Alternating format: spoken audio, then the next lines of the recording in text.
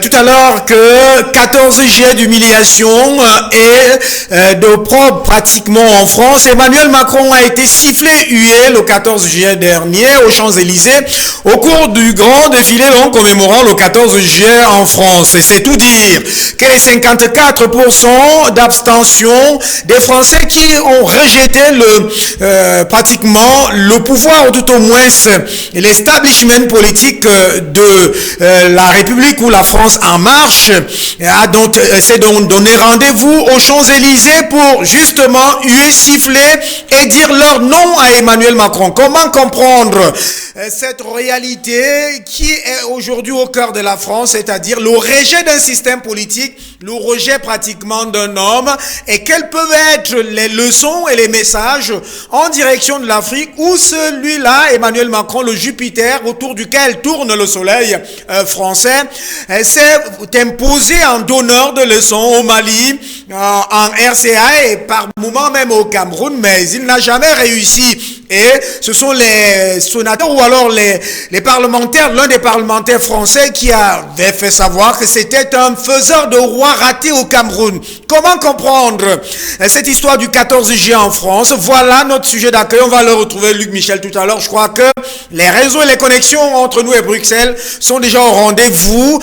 Et donc, le plat de résistance de cette édition, c'est la Russie qui donne son rythme et sa cadence au monde. Vladimir Poutine, décidément, le maître des horloges, le maître du G20, le maître de l'Ukraine, le maître de la commercialisation des hydrocarbures.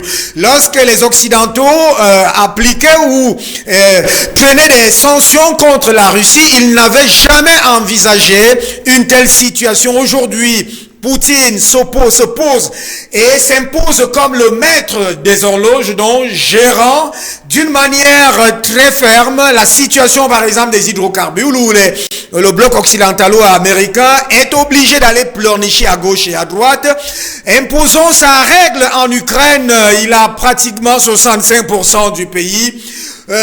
Alors, comment comprendre cette situation et la lecture panafricaniste que cela nous inspire, vous et nous, les téléspectateurs en Afrique et dans le monde. Rebonjour donc, bonsoir à tous et bienvenue, vous êtes à la première partie de Panafricom. Et sur ce point, je vais à Bruxelles pour prendre Luc Michel. Luc, bonsoir et bienvenue.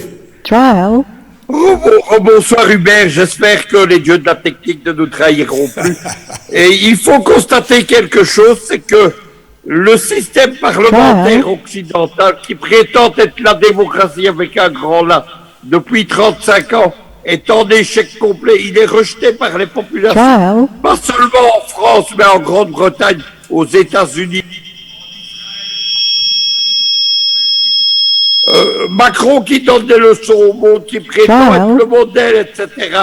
Il est rejeté par un système auquel les Français ne croient plus. Il n'y a donc pas de raison d'appliquer ce système en Afrique.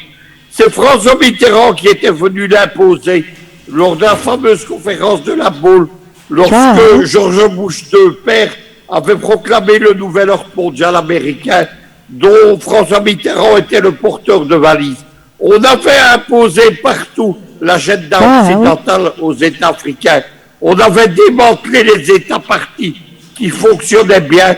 On a imposé la règle des 2 mandats qui ne correspond pas au système de pouvoir africain. Et enfin, on a imposé des démocraties qui sont une caricature de démocratie occidentale. Cela a entraîné des guerres sans fin, en particulier dans les 2 Congos. Le Zaïre de Mobutu qui a été détruit et le Congo-Brazzaville qui a connu 10 années de guerre civile, donc il n'est pas encore remis. Aujourd'hui, c'est la faillite définitive du système occidental. Particulièrement au moment où, à l'occasion de la guerre en Ukraine, il se présente comme un modèle au monde. Macron avait invité 7 armées africaines à défiler devant les Champs-Élysées. Le stratège du déploiement de l'impérialisme français, l'amiral Coldefi, lui-même dit que l'armée française n'est plus capable de soutenir une guerre. Voilà ce qu'il faut retenir de cette affaire. Il n'y a plus aucune raison d'écouter en Afrique les leçons de morale des Français. y penser aujourd'hui, Luc Michel, avec la grande campagne campagne donc de pratiquement de noircissement qui s'est déroulée en direction de la RCA qui a choisi la voie de la souveraineté monétaire, c'est-à-dire avec le Sangocoin et le Bitcoin officiel, ou alors encore avec le Mali où les sanctions ont été levées. Est-ce que, j'insiste sur cette question, est-ce qu'aujourd'hui la voie qui vient de l'Élysée où le Jupiter a été hué aux Champs-Élysées, est-ce que cette voie en réalité doit encore être écoutée, ou alors pas seulement être écoutée, ou est-ce qu'elle doit encore s'imposer, parce que vous n'oubliez pas l'histoire d'Achille Mbembe, le sommet de Montpellier, où Emmanuel Macron avait dit à Mondo Vision que la société civile africaine est allée chercher la légitimité là-bas. Est-ce que de telles figures peuvent encore être nécessaires pour les Africains, Luc Michel? J'insiste là-dessus. Le système français, comme tout le système occidental, parce que les Français ne sont pas les seuls en cause, il y a aussi les Américains, il a perdu toute légitimité. Il y a en ce moment une visite de Joe Biden au Proche-Orient pour soutenir l'impérialisme israélien. Il est critiqué au sein même des États-Unis pour ses doubles discours, ses doubles morales, ses doubles standards. C'est en fait Biden est un hypocrite et Macron est un prétentieux. Ces gens-là ne doivent plus être écoutés parce qu'ils ont perdu toute légitimité. Ils ont encore pour eux la légalité, mais ils n'ont plus la légitimité. Ils sont rejetés par leur propre peuple. Merci à vous, Luc Michel. On va dire un dernier mot dans cette affaire. Alors, est-ce que, là, je pose cette question, elle est éminemment géopolitique et géostratégique. Est-ce que à ce niveau, on peut encore parler d'une quelconque existence d'un nouvel ordre mondial ou d'une globalisation? Parce qu'en principe, les maîtres de la globalisation et les maîtres d'un nouvel ordre mondial sont contestés chez eux. Quelle valeur cet ordre-là pourrait avoir encore dans le reste du monde? Écoutez, c'est la liaison avec notre second sujet. Les buts de guerre de Poutine quand il a fait l'opération spéciale en Ukraine, il avait un but militaire régional, c'était d'en finir avec l'OTAN et le militarisme ukrainien. Mais il avait un but géopolitique, c'était de dynamiter le nouvel ordre mondial américain et la globalisation, et il a réussi. Aujourd'hui, il ne reste rien de ce nouvel ordre. Il ne reste rien de cette globalisation. Aujourd'hui, le maître des horloges, c'est Vladimir Poutine. Ce n'est pas moi qui dis ça. C'est l'hebdomadaire Le Point, un des principaux hebdomadaires français. Son rédacteur en chef a titré un éditorial cette semaine, Poutine, maître des horloges. Un peu partout, c'est l'échec de l'Occident. Et d'ailleurs, dans la guerre économique contre la Russie, les Américains et les Européens sont en train de revoir leurs dispositions contre le pétrole et le gaz russe, parce qu'ils n'ont plus le choix, à moins de courir à la faillite économique. Oui, vous avez fait un glissement et il est tout à fait normal, il est logique et évident. Vous faites un glissement qui part de ce sujet d'accueil où vous avez dit qu'il n'y a plus de leçons pour les Africains. En fait, si certains comme Bazoum trouvent qu'il y a encore des leçons, si certains comme Ouattara trouvent qu'il y a encore des leçons à ce niveau, vous venez de clore ce premier sujet en exprimant et en démontrant que politiquement s'entend, il n'y a plus de leçons à retenir de l'Élysée, et vous faites un glissement par rapport au premier sujet. Commençons ou recommençons au départ. Alors, lorsque Vladimir Poutine lance cette action de police internationale de dénazification et de démilitarisation de l'Ukraine en février dernier, est-ce que on croyait, est-ce que vous, géopolitiquement et géostratégiquement, est-ce que les Occidentaux ont imaginé, le bloc occidental américain, qu'on va atteindre quelque chose comme plus de 3 mois, Luc Michel? Comme d'habitude, ce qui caractérise les Occidentaux, c'est l'arrogance. Ils croient qu'ils sont encore il y a 35 ans, quand ils avaient défait l'Union soviétique et quand ils contrôlaient le monde. Ils pensaient qu'ils allaient détruire la Russie, qu'ils allaient détruire l'économie russe. Le premier jour d'opération spéciale, le ministre de l'économie française, Le Maire, en commentant les sanctions, a dit « Nous allons détruire l'économie russe. Et aujourd'hui, évidemment, c'est l'économie de l'Union européenne qui est détruite. Ils vont devoir capituler. Ils pensaient qu'ils allaient remporter la victoire militaire, qu'ils allaient remporter la victoire économique. Et surtout, ils pensaient que la planète entière aux Nations Unies allait les suivre. En réalité, 82% de la population mondiale s'est constatée par l'ex-ambassadrice française au Liban. Et derrière Poutine ne reconnaît pas le nouvel ordre mondial américain. Poutine a gagné l'opération militaire. Il ne contrôle pas 60% du territoire ukrainien, mais tout le Donbass, 22%. Les 3 provinces, Lugansk, Donetsk et Kherson, dont ils sont emparés la première semaine de l'opération spéciale. Et maintenant, ils se dirigent vers Kharkov et ils se dirigent vers Odessa. Ça, c'est l'opération militaire. Les Occidentaux au bon se battent jusqu'à la dernière goutte de sang du dernier soldat ukrainien. Tout ce qu'ils vont réussir, c'est que plus l'Ukraine va tarder à demander la paix, moins elle va rester intacte. L'État ukrainien, c'est sa survie qui se pose en question. Mais maintenant, la guerre principale, c'est la guerre économique. Cette guerre économique, elle est revenue comme un boomerang dans la face des Américains, mais surtout des Européens. Et c'est Poutine, là aussi, qui est le maître des horloges. Il impose le prix du pétrole, il impose le prix du gaz, il ruine les économies occidentales. Et il est en train de construire un nouvel ordre économique mondial avec la Chine, avec l'Inde, avec l'Iran, avec les pays de l'Organisation de coopération de Shanghai. Ce monde, il est monté autour de l'éjection des États-Unis, ce qu'on appelle la dédollarisation. C'est-à-dire qu'en partant du marché de l'hydrocarbure, on va cesser d'utiliser le dollar. Aujourd'hui, il y a un rouble or qui s'appuie sur des réserves, plusieurs milliers de tonnes d'or, c'est-à-dire un retour à l'étalon or d'avant 1972. Les Chinois ont fait la même opération et maintenant dans le monde, des gens comme Cameron également la Russie, ils s'apprêtent à utiliser le Bitcoin comme moyen d'échange mondial pour remplacer le SWIFT américain. Oui, alors, Luc Michel, on va aller étape par étape dans cette affaire. Alors, si les Occidentaux ne croyaient pas qu'à un moment donné, Poutine sera le maître des horloges, c'est ce qui est en train de se faire, quel était justement le dessein du bloc occidentalo-américain? Est-ce qu'on peut entrer dans la compréhension de ce dessein pour arriver à la situation où nous sommes actuellement?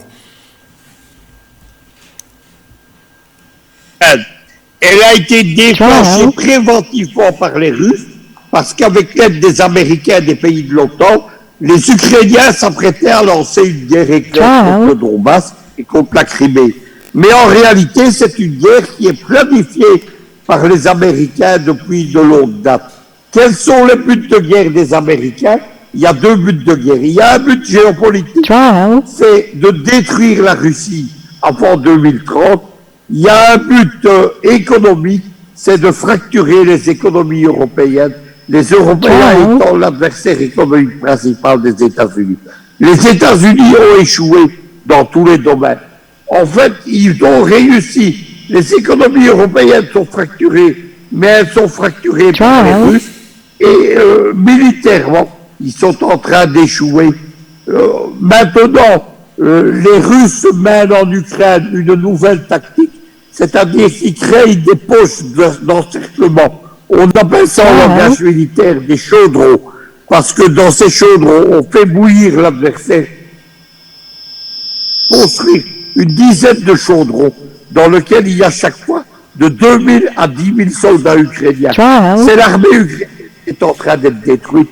Aujourd'hui, l'Ukraine mobilise ce camp, comme les Allemands en 1944, en fonction, c'est-à-dire une défense territoriale constituée d'adolescents, de femmes et de retraités. Et évidemment, ces gens-là ne sont pas capables de faire la guerre. Aujourd'hui, les Ukrainiens ont commandé la fabrication de 50 000 uniformes pour des femmes dans l'armée. Ça veut dire qu'il n'y a plus d'hommes pour se battre. C'est cela qu'il faut retenir. Évidemment, les Occidentaux leur ont fait croire qu'ils allaient les défendre pour fournir des armes, de l'argent et des armements. Mais ces armements ne sont même pas en quantité suffisante pour les armées occidentales. Et donc les Ukrainiens ne doivent pas s'attendre à grand-chose. Alors Luc Michel, il faudrait qu'on examine cette situation de la plus belle des manières. Alors, il y a eu des négociations diplomatiques avant même le déclenchement de cette opération de police internationale. Il y a eu aussi, en tout début du déclenchement de cette opération, mais pour vous, géopoliticiens et géostratèges, d'une certaine manière, comment partager la part des responsabilités dans ces négociations et dans ces jeux et ces enjeux?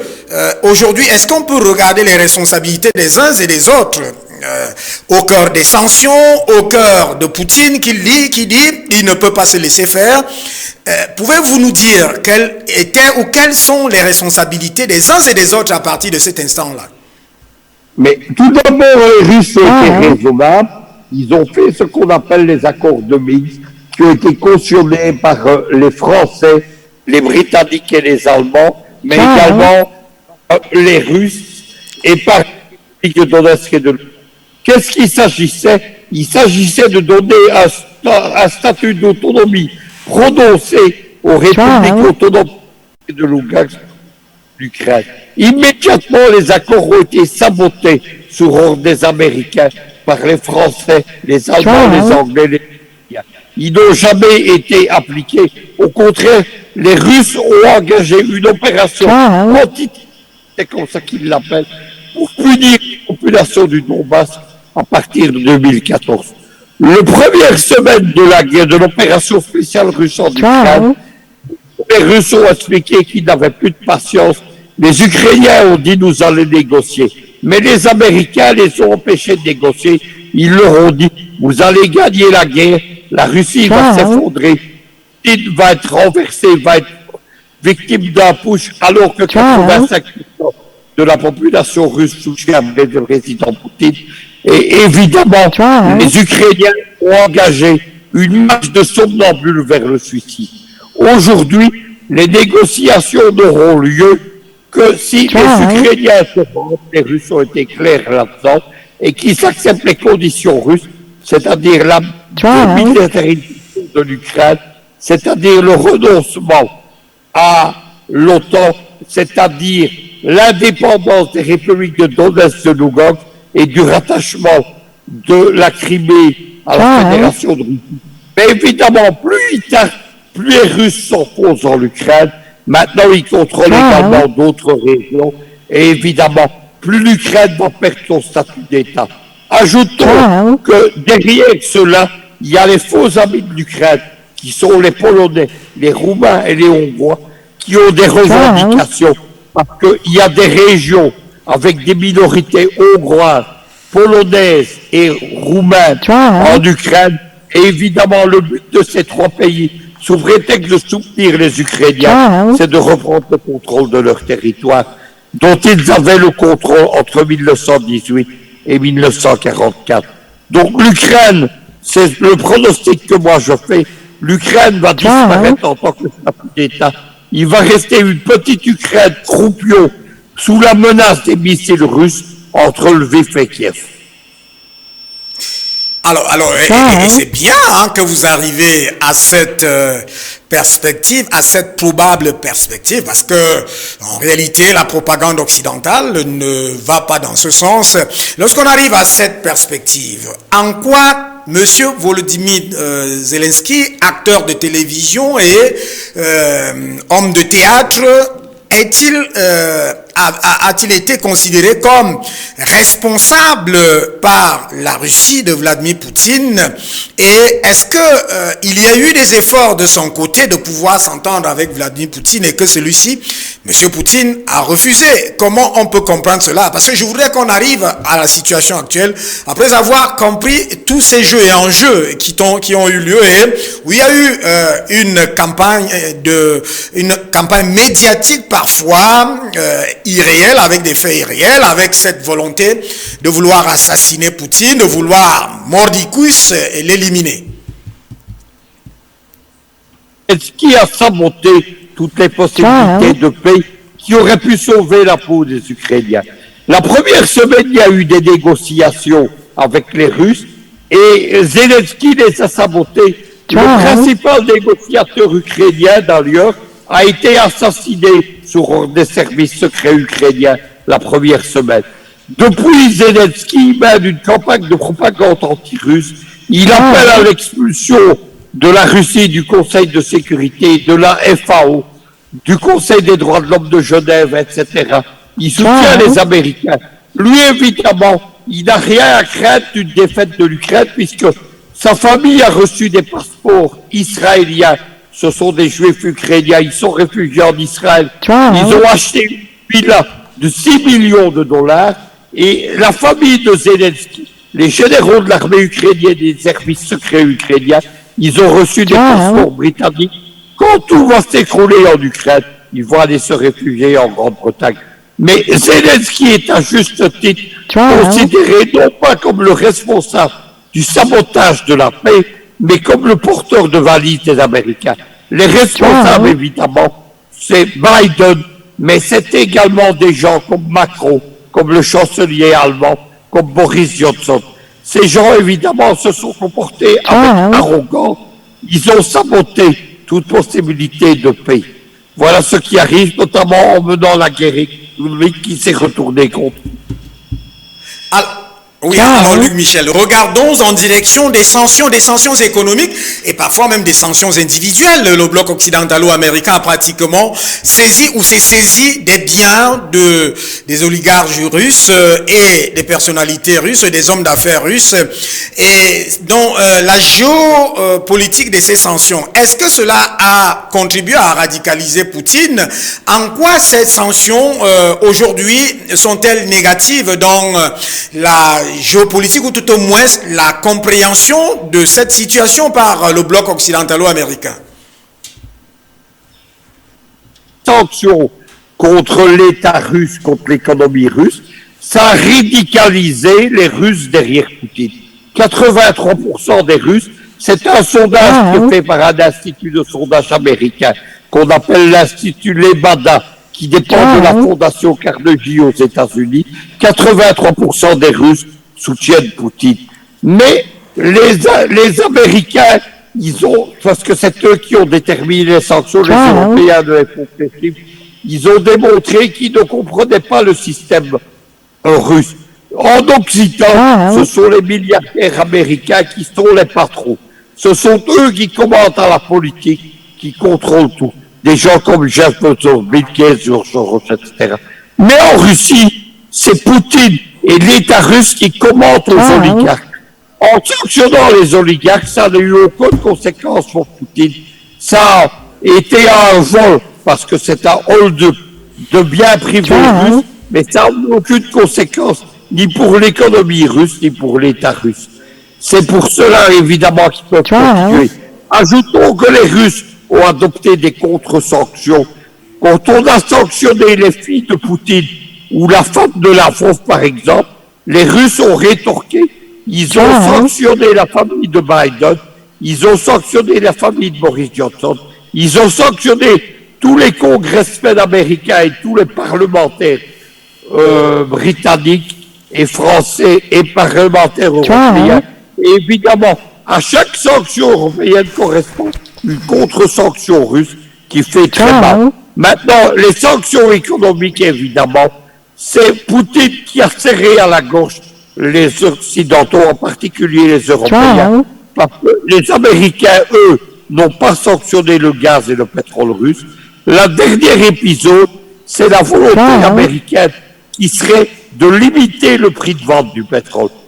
Vous savez que plus les Occidentaux font des sanctions, plus Poutine vend cher le pétrole dans le reste de la planète. Les Américains ont donc proposé de limiter le prix de vente du pétrole russe. Immédiatement, Poutine a annoncé la contre-mesure. Il va limiter, dans ce cas-là, de 5 millions de barils par jour les ventes de pétrole russe. Qu'est-ce que ça signifie? Ça signifie qu'il ne perdra pas d'argent, puisque le pétrole aujourd'hui, il vaut 6 fois ce qui valait au début de l'opération spéciale. Mais surtout, il va y avoir une pénurie mondiale. Cette pénurie mondiale fait que le prix du pétrole va augmenter de 250 à 350%. C'est Poutine le maître des horloges. Il va imposer sa loi au marché des hydrocarbures. Oui, Luc Michel, avant d'en venir au G20, à la situation en Ukraine de manière sécuritaire, de manière militaire, avec des détails, de manière concrète aussi. Allons voir en direction justement du Vatican, du siège du pontife romain qui avait déclaré à un moment donné que c'est l'aboiement des chiens aux portes de la Russie qui a fait déclencher la colère de Poutine et amené à cette situation. Est-ce que cela était un appel à la sagesse ou alors c'était tout simplement l'épée dans l'eau? Non, c'était de la propagande. Vous devez savoir que le Vatican, ce n'est pas une puissance spirituelle. C'est depuis 1929 un État qui défend une géopolitique et une diplomatie internationale puissante, qui a des services secrets. Ils sont identifiés par la CIA comme les meilleurs services secrets du monde. Et dans la guerre entre le bloc américain occidental et le bloc de l'Est depuis 1945, le Vatican, il soutient les Américains. Il a contribué à démanteler l'Union soviétique, particulièrement en Pologne, et il continue aujourd'hui. Il s'attaque à l'Église orthodoxe russe, qui est une vieille ennemie de l'Église catholique romaine. Et donc, le Vatican a fait de la propagande, mais en réalité, le Vatican soutient la propagande américaine et soutient les initiatives diplomatiques américaines. Luc Michel, alors, commençons dans la dimension actuelle de Poutine, mettre décidément donc des horloges lorsqu'on a déjà examiné et soulevé tout ce qu'on vient de soulever. Alors, quel est l'état de lui actuellement en Ukraine? Dans la situation de police internationale, de démilitarisation et de dénazification de l'Ukraine? Poutine est en train de réaliser ses objectifs.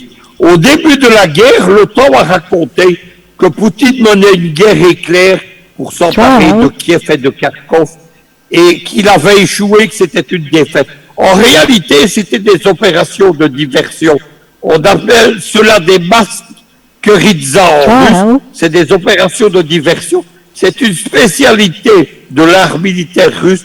Pendant que, avec ces opérations de diversion, l'armée ukrainienne fixait des forces considérables devant Kiev, devant Kharkov, pendant ce temps-là, les Russes s'emparaient du Donbass, de Donetsk, de Lugansk, de Kherson, évidemment. Aujourd'hui, la mer d'Azov, c'est un lac russe dont les Ukrainiens ont été éjectés, et la mer Noire, c'est un lac russe où la marine de guerre russe, basée à Sébastopol en Crimée, est toute puissante. Donc c'est l'objectif de Poutine, évidemment. L'objectif de Poutine n'a jamais été de s'emparer de toute l'Ukraine.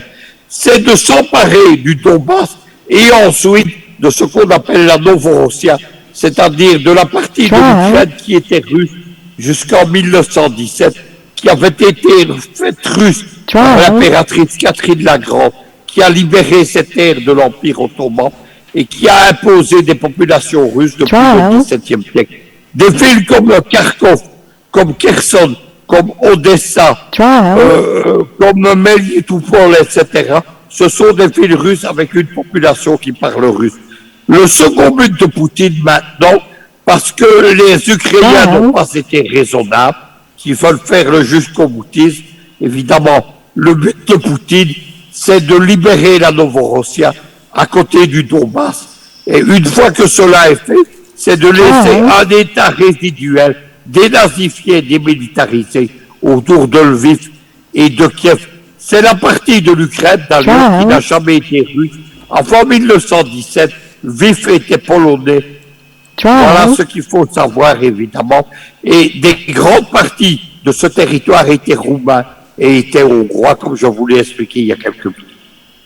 Alors, Luc Michel, comment vous pouvez soutenir que Poutine est maître des horloges en Ukraine alors que il y a l'annonce justement du bloc occidentalo-américain et surtout des Américains d'un effort de financement à l'Ukraine et même d'armement pour pouvoir résister à cette situation et que par ailleurs un plan de reconstruction a été annoncé toujours par ce bloc. Comment on peut expliquer cela puisque ces situations apparaissent comme un paradoxe par rapport à celui-là qui est dit ou que vous soutenez être maître des horloges?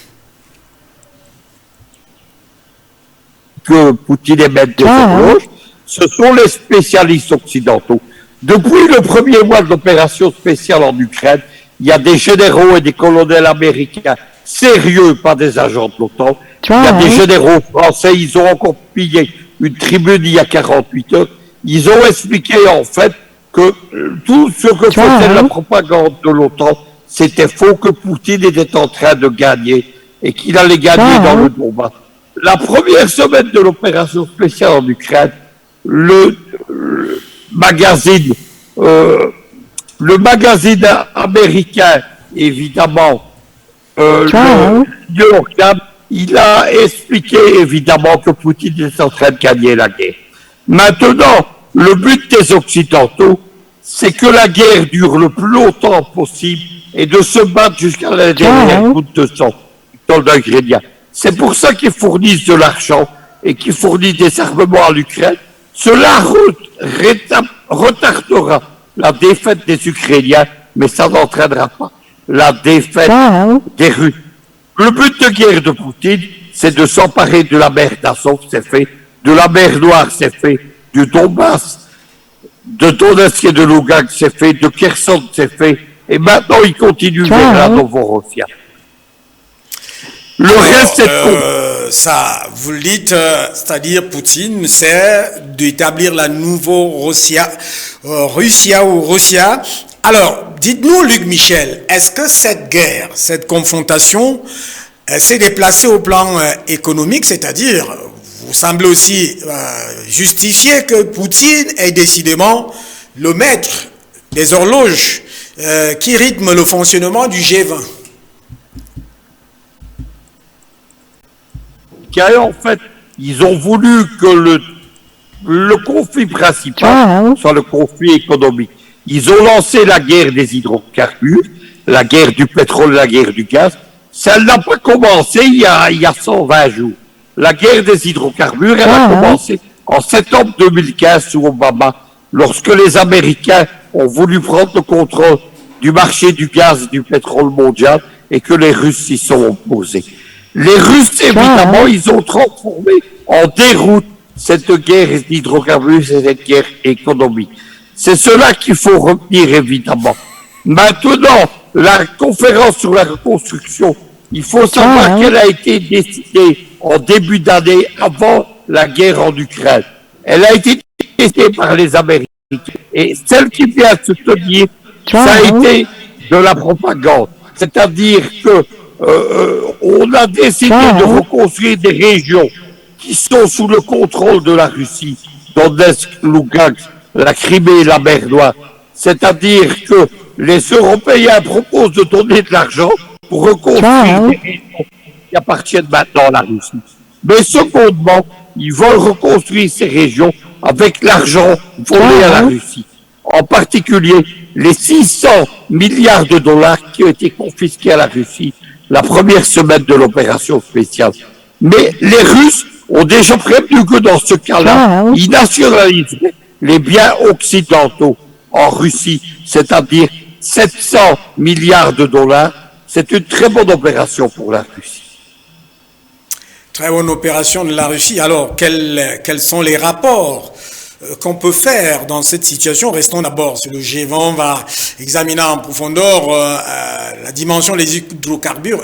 Avec le G20, lorsqu'on sait que des pays africains sont là dans ce cercle, est-ce qu'aujourd'hui, il y a d'ailleurs le G20, dont la rencontre des chefs d'État est prévue en novembre prochain dans l'île de Bali, en Indonésie, si je ne m'abuse. Alors, est-ce qu'aujourd'hui, dans ce G20, deux blocs s'affrontent? deux blocs, mais il y a eu en fait trois conférences. Il y a la conférence du G7 qui a eu lieu en Occident, où on a expulsé la Russie. Il y a eu la conférence des BRICS qui s'est tenue en visioconférence à Pékin. Et enfin, il y a eu la conférence du G20 qui s'est tenue. Les Américains ont perdu la compétition dedans. C'est-à-dire qu'ils auraient voulu que la Russie soit éjectée du G20, mais ils n'ont pas compris quelque chose. C'est qu'actuellement, il y a un phénomène géopolitique, c'est la reconstitution du bloc des États non alignés. Ces États non alignés auraient pour chef de file en particulier l'Indonésie, c'est-à-dire le pays qui organise le G20. Ils ont donc invité Poutine et ils ont mobilisé les gens pour isoler les Occidentaux. Au G20, il y avait le ministre de la conférence préparatoire. Poutine viendra en novembre. La fin de la conférence est faite sans communiqués spéciaux. Les Occidentaux étant complètement isolés par les autres pays, les Russes ont donc réussi leur objectif géopolitique. Ils ont montré que ce n'était pas la Russie qui était isolée, mais les Occidentaux qui étaient isolés du reste de la planète. Ils ont derrière eux l'organisation de coopération de Shanghai. Ils ont derrière eux les États non occidentaux du G20. Et enfin, ils ont derrière eux les États non alignés avec l'Indonésie et avec notamment les États africains. Lorsque Macky Sall s'est rendu à Moscou, il a été salué en ami par Vladimir Poutine. Ce n'est pas le président de l'Union africaine qui a été reçu en ami. L'Union africaine, elle est neutre dans le conflit de l'Ukraine. C'est-à-dire qu'elle, soi-disant neutre entre l'Ukraine et la Russie. Mais en fait, c'est une neutralité bienveillante avec la Russie. Celui qui a été reçu en ami par Vladimir Poutine, c'est le président du Sénégal, Macky Sall. Macky Sall est l'allié de l'Iran et de la Russie et du bloc de l'Est, notamment dans le domaine de la guerre des hydrocarbures, de la guerre du gaz et de la guerre du pétrole. On court graduellement vers la fin de ce programme. Fabrice Béor n'a pas pu être avec nous pour certaines occupations très urgentes. Alors, Luc Michel, dites-nous ce que l'Afrique gagne et quel doit être le positionnement des pays africains dans cette affaire où Poutine, vous le dites, est maître des horloges et où le bloc occidentalo-américain n'a pas dit son dernier mot. C'est une chance historique pour l'Afrique. Au premier jour de l'opération spéciale, les Américains dominaient le monde avec leur nouvel ordre mondial et leur globalisation économique. En particulier, ils contrôlaient les trois OTAN, l'OTAN d'Europe et de Méditerranée.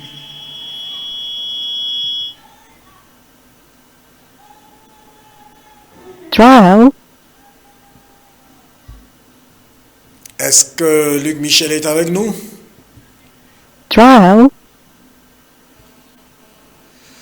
Alors là, peut-être on va le retrouver puisque Luc Michel, en rapport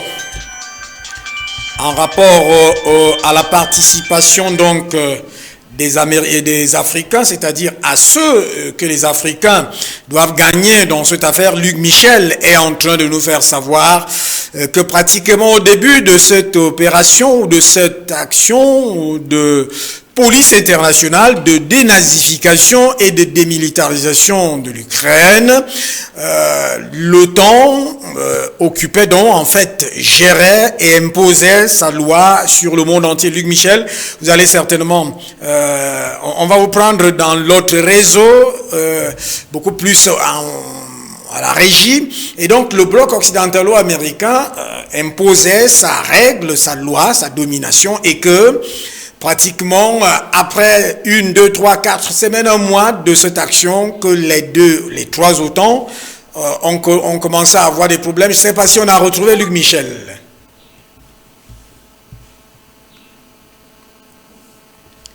Oui, on va certainement retrouver Luc Michel dans un instant. Question de faire savoir que nous sommes, si vous prenez le regard et l'écoute à l'instant, nous avons pratiquement déjà revu cette situation de police Vladimir Poutine et d'invasion pour le bloc occidentalo-américain, une situation qui a pratiquement configuré le monde en un ensemble de blocs, mais beaucoup plus en un ensemble de deux blocs ou de deux zones d'influence géopolitique et géostratégique qui s'opposent actuellement, alors qu'avant cette opération de police internationale, je crois qu'on a retrouvé Luc Michel, c'était le diktat et l'hégémonie justement du bloc occidentalo-américain chapeauté par Joe Biden qui arrivait nouvellement au pouvoir, a justement repris la même règle ou la même pratique les démocrates qui s'avèrent, les démocrates qui en principe se présentent, ce sont les faits, qui se présentent depuis ces 30 dernières années comme les plus grands destructeurs et les plus grands organisateurs des guerres dans le monde. Luc Michel, alors vous étiez parlant des trois OTAN qui en principe ne rythment plus la danse de la domination mondiale. Et par l'opération spéciale en Ukraine. L'OTAN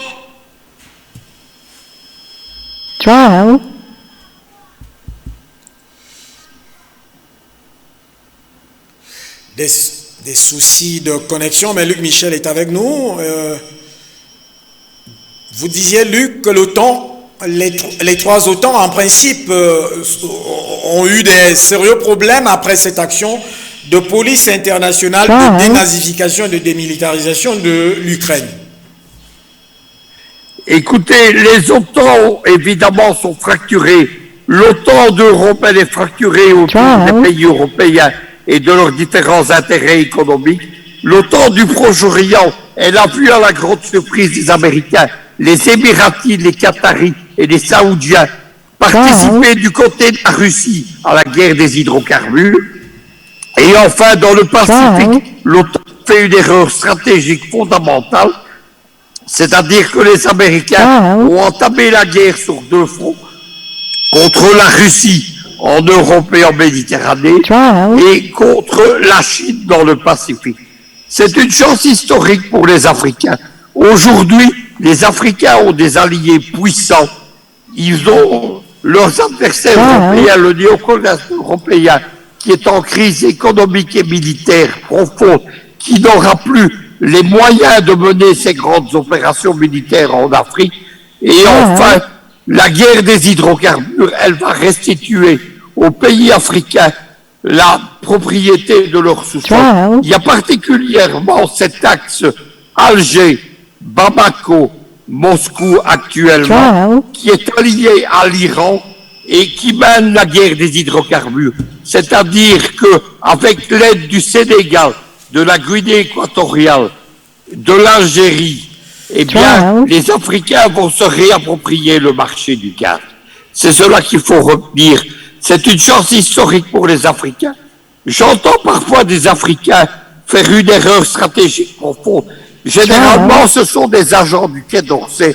Ce sont des traîtres qui mènent des opérations de diversion.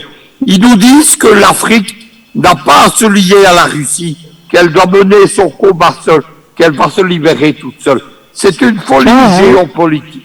En réalité, le choix pour les Africains, il repose sur une seule alternative. Soit rester du côté occidental et rester des sujets du néocolonialisme occidental, soit redevenir un acteur de l'histoire en s'alliant au bloc de l'Est, en particulier à Pékin, à Moscou et à Téhéran.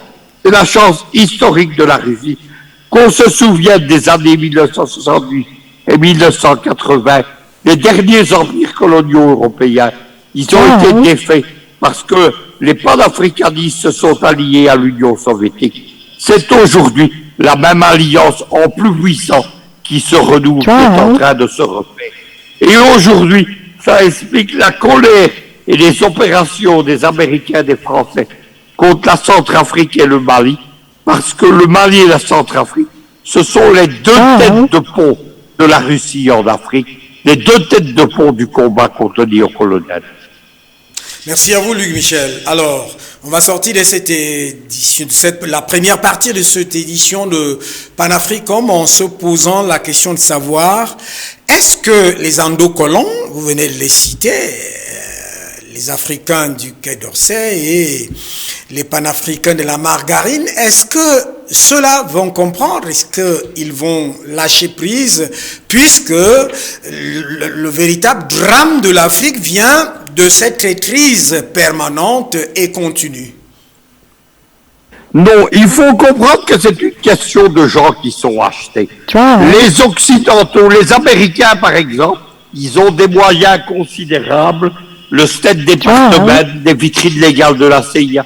Georges Soros, à lui seul, il a une fortune de 30 à 200 milliards de dollars. Ces gens ont été arrosés. Le Quai d'Orsay a des moyens considérables. Au sommet de Montpellier, on a distribué des sommes considérables.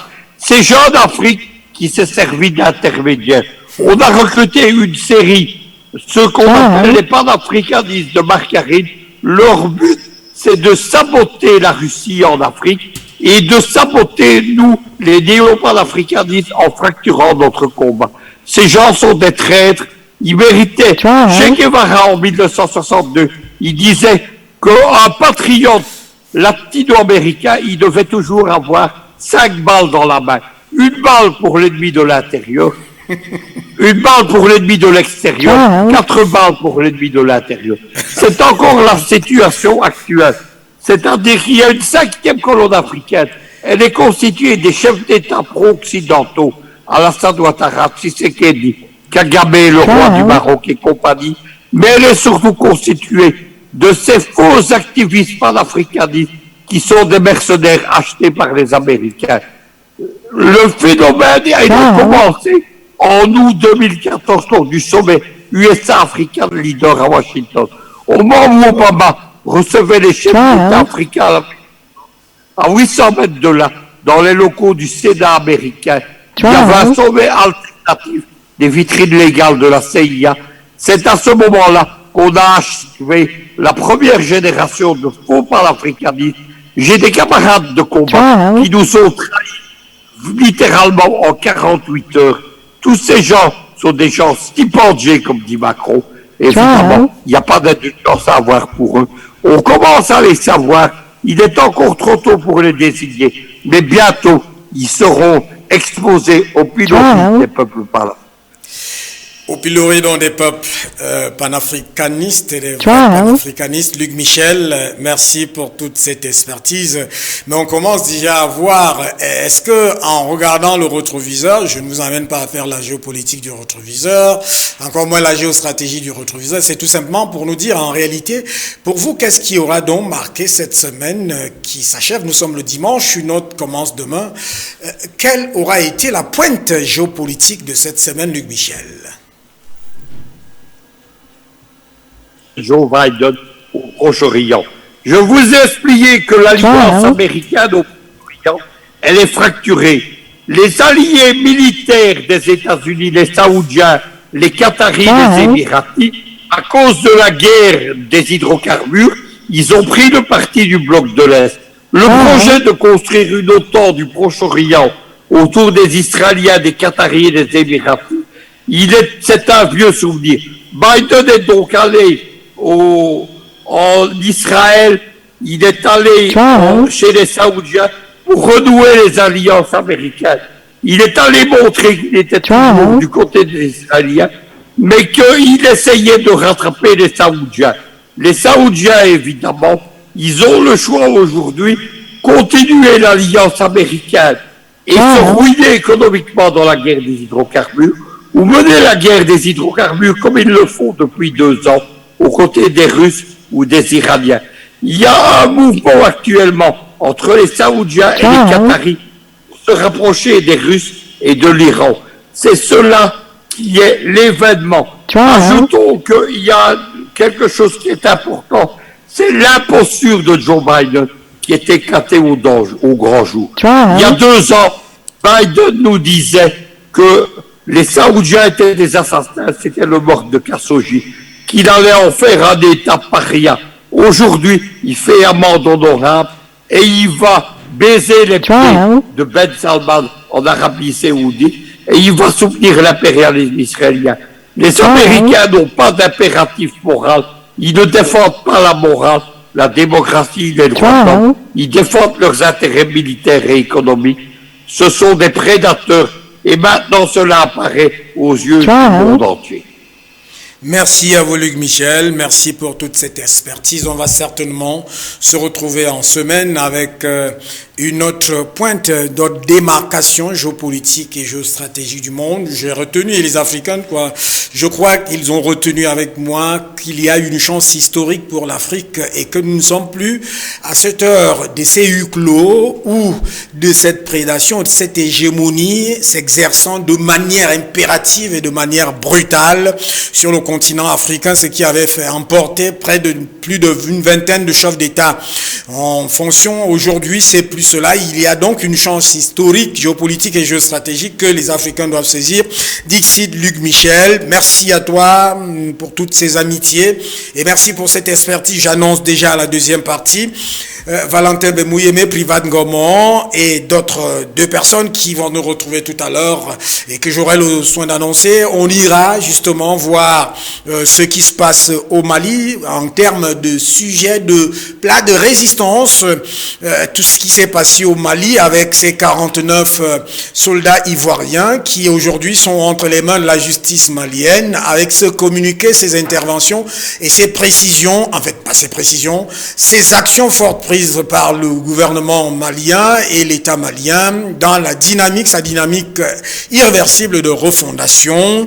Nous irons aussi voir, et ça c'est un sujet d'entrée justement, nous irons aussi voir ce qui en découle ou ce qu'on doit retenir ou comprendre géopolitiquement et géostratégiquement au sujet de la rencontre tripartite entre Alassane Dramane Ouattara, Laurent Gbagbo et Henri Konan Bédié, tous anciens chefs, un chef d'État en fonction et d'autres anciens chefs d'État de Côte d'Ivoire en rapport avec ce que vit actuellement justement la Côte d'Ivoire dans la nécessité de la reconstruction de ce pays justement, qui a été martyrisé pour un bon temps et qui n'en est pas totalement sorti. Madame, salut, monsieur, à tout de suite.